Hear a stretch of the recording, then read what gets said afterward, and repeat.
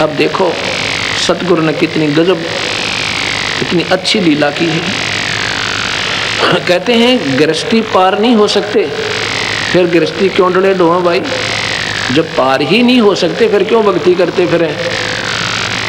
ये तो हमारा अंधेरा हटाने के लिए सतगुरु आए थे कि घर में रह के अपना काम करके बच्चों की परवरिश करते हुए आप पार हो सकते हो।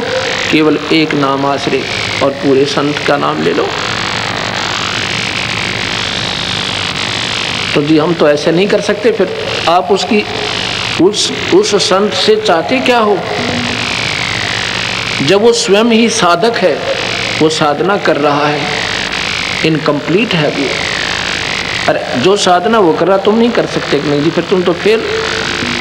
कहाँ जी कति पक्के फेल।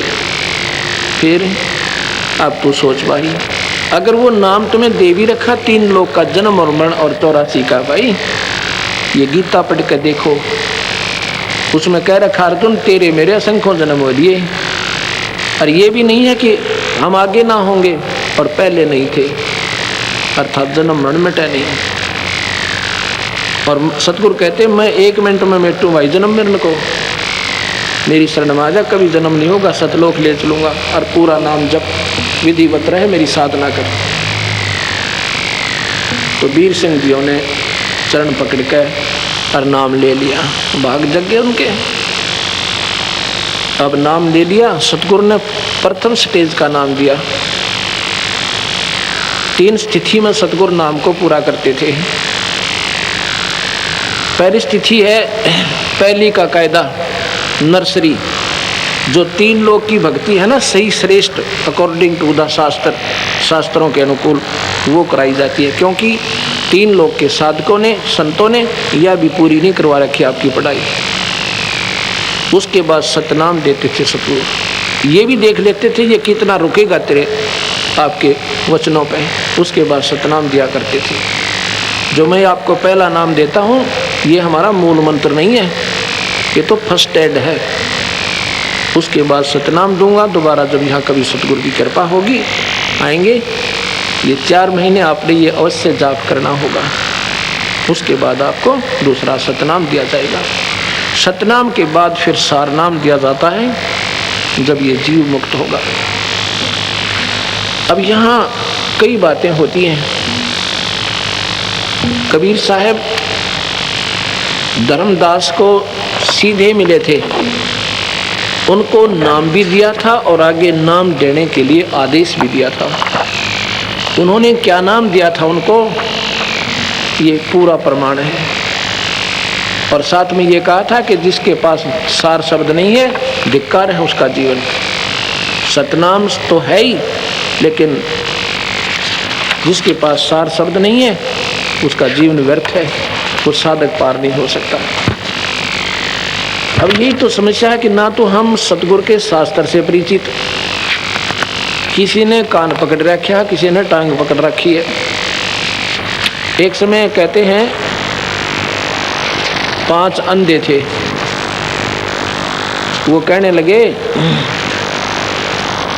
भाई हमने कोई हाथी दिखा दे। एक कहने लगा हाथी दिखा दे। भाई तुम देखोगे कैसे कि हम अपने हाथों से काम ले लेते हैं आँखों का। वो कहने लगे अच्छा भाई हाथी तो हम दिखा देंगे। ऐसे कोई गाँव में आ रहा था, ऐसे रोटी मांगनी है हाथी के साथ, उसको कह दिया भाई 2 मिनट हट जाए, हाथी दिखा दे। वो अब चारों तरफ वो अंधे छोड़ दिया हाथी का।